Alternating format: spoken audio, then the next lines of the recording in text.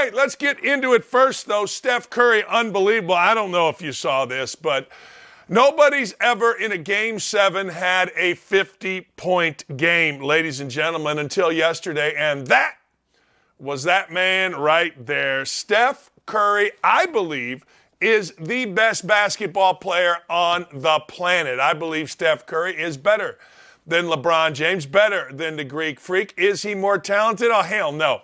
He's just the best basketball player in the land. All he does is win championships. All he does is lead his team, and all he does is play with a maturity that very few have. I'll give James his due. James is the best player of the generation, but right now, over the last couple of years, hey, let's make no mistake about it, Steph Curry is the best basketball player in the world. And in fact, if you're going to say Jerry West is a top 5 or Oscar Robertson is a top 5 guy all time, Steph Curry's bypassed. He just has 8 rebounds, 6 assists. I mean, the dude did everything in a Game 7 in a hostile environment. And you know what? Curry was actually asked, who can stop Steph Curry? Let's hear from the great one right now. So who can stop Steph Curry? Hopefully we'll never find out. Man, look, he does something that I wish players would do, but players don't want to do.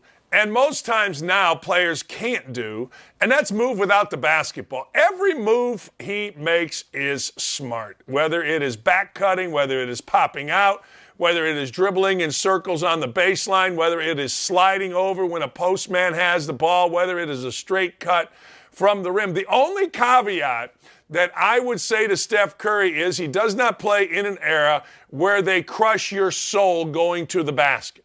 That's the only thing that I would say. Isaiah almost died going to the rim when Karl Malone got him with an elbow right in the face. Big difference going back when Isaiah or Magic or Bird were going up against Lane Beer and others.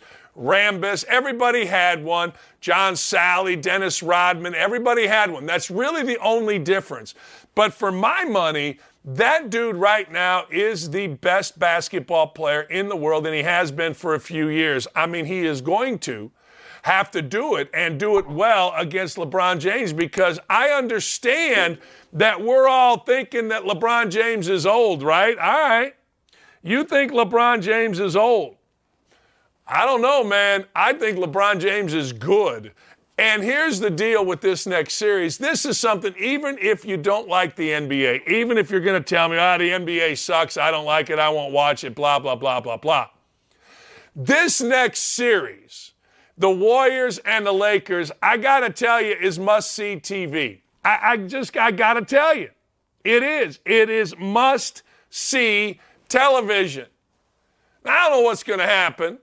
I don't know if Anthony Davis is going to play. And did you see what's going to happen tonight? This always happens. This is starting to make me and give me gas.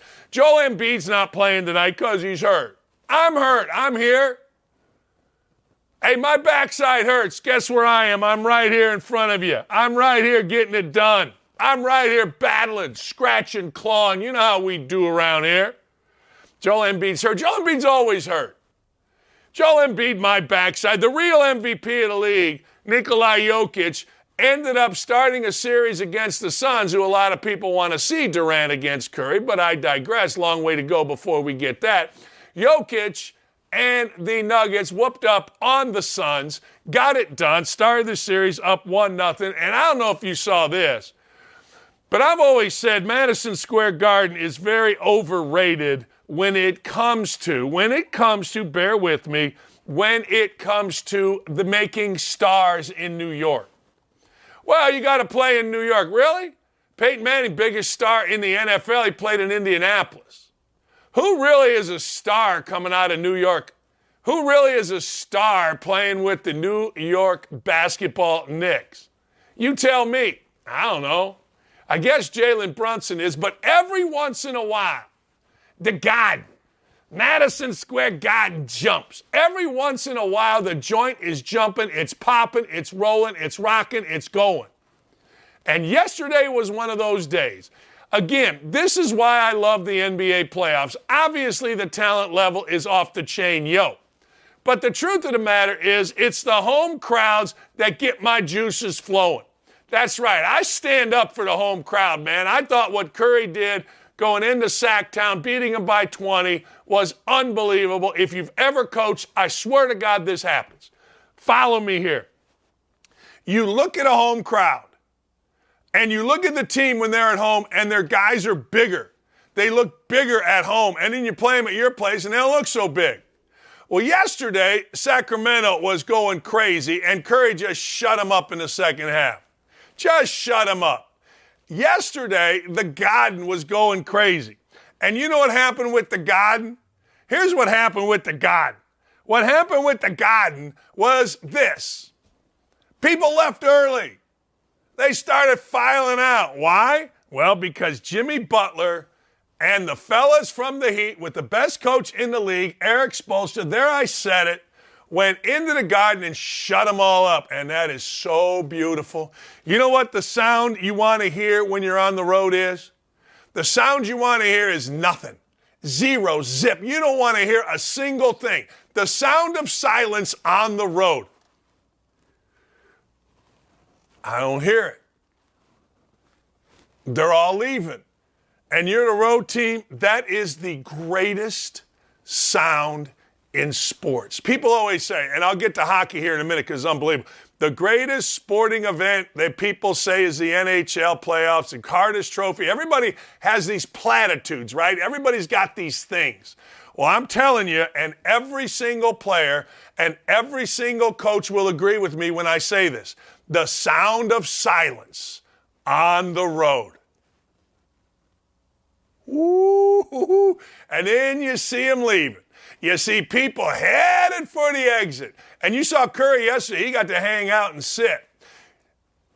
The Heat did not get to hang out and sit, but Jimmy Butler twisted his ankle, and Jimmy Butler is the anti-LeBron James. Jimmy Butler's like, I'm playing. I don't care. Put a little tape on it. I'll go stand in the corner on offense. You guys, Lowry, you guys, Gabriel, you guys go do your thing. Gabe, whatever the hell his name is, you guys do your thing, and I am going to help by just being out here, and it was glorious. Oh, was it good.